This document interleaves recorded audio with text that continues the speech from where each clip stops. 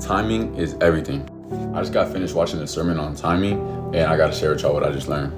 So I'm about to read to y'all this verse, and then I'm gonna explain it as I go.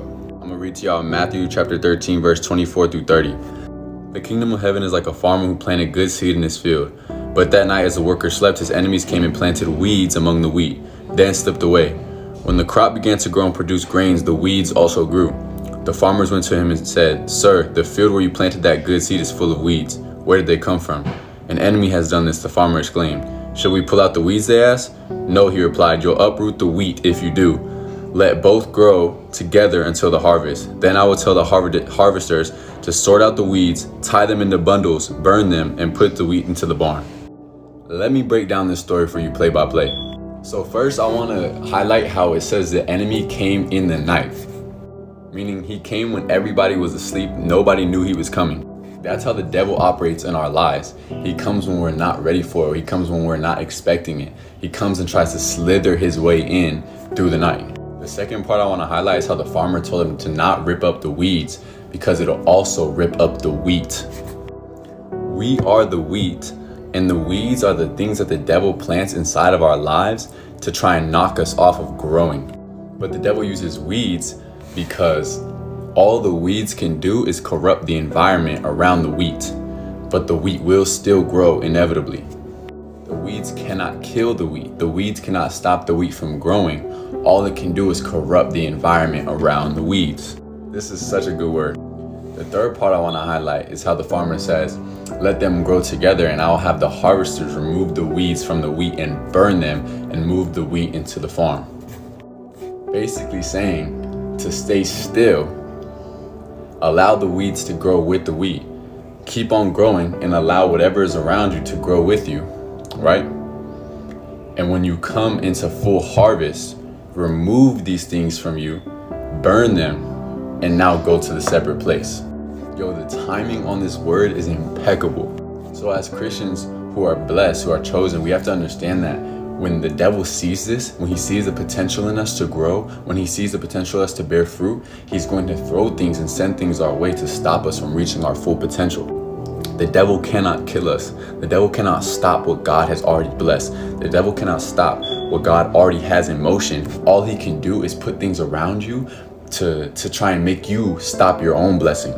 But as the wheat goes into the ground, right? In order for the wheat to grow up, it has to grow down first. The roots have to grow down before the wheat can grow up.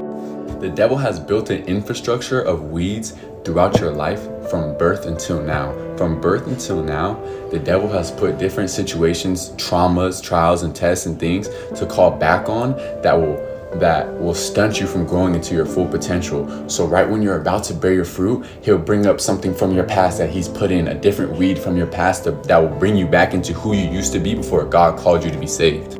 And the closer that we get to our harvest season, these weeds will intensify.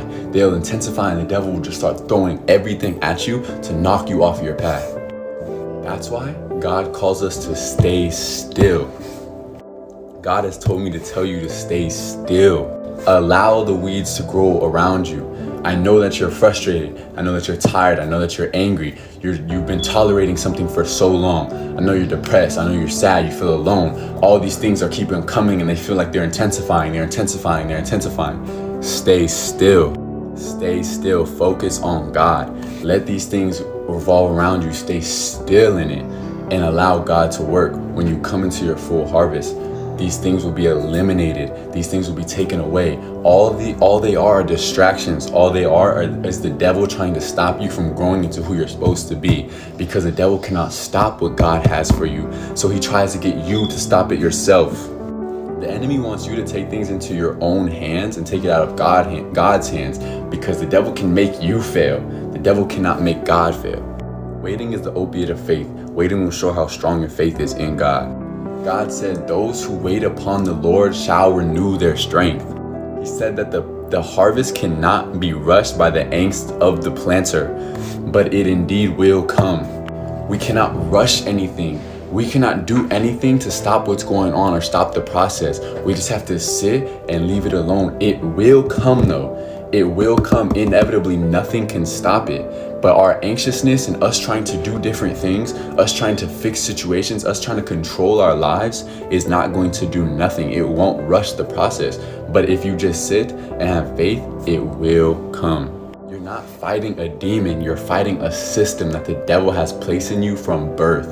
You cannot fight this system through your flesh though. You cannot fight this system through actions of the flesh. You have to fight it spiritually. Corruption and destruction are two different things. The devil can corrupt our minds, but the devil cannot destroy our destinies. Only we can destroy our destinies. So stay still. Allow the weeds to grow around you. Have faith in God. Do not try and take matters into your own hands and allow your harvest